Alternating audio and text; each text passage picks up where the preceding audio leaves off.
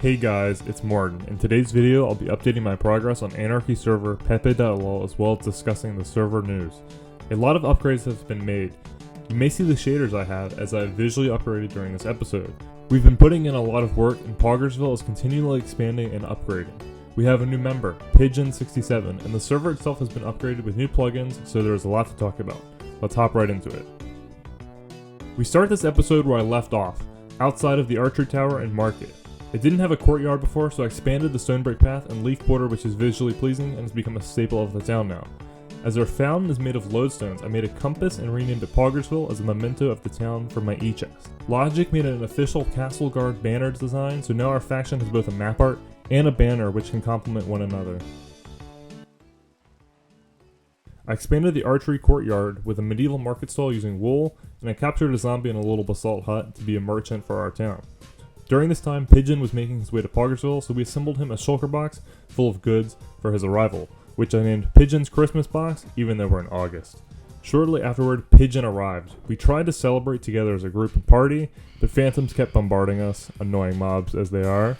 There was also a wandering trader on the roof during the middle of this chaos, which I thought was pretty amusing.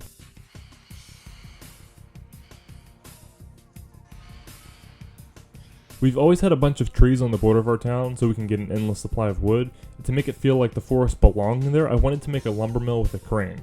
I tried to make it but failed, so Logic worked on remaking it, while Pigeon, myself, and our donkey all watched. It was like a whole faction effort and little party. Logic had a meme skin of a duck with a face mask, so we messed around with that and had to socially distance 2 blocks between ourselves because, even the pandemic is in Minecraft.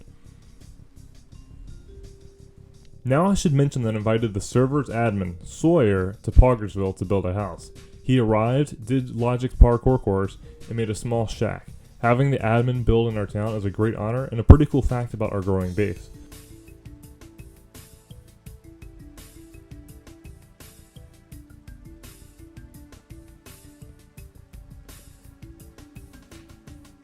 Sawyer then built a grave for himself and killed himself before our eyes.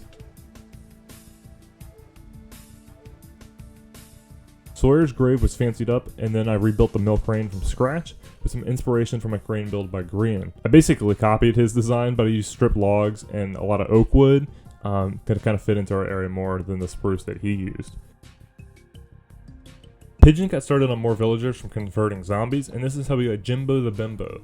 By now, Poggersville was looking quite fancy as I added some spruce trees and fancied up the pass overall with flowers and lights. Pigeon made a house for himself using acacia wood, polished andesite, and stone bricks. It looks good and matches some of the other buildings in the town, but it has its own style too. It's here where I started experimenting with shaders. I've got a few different ones for screenshots and we'll probably get more. Poggersville looks dope with fancy lighting, and I followed Logic to the beach where he's building a new house out of glass and humorously died by flying too fast. Here's some fancy sights of the town. While we look at these sites, I should mention the server update. We have some new plugins and they were installed to save server space.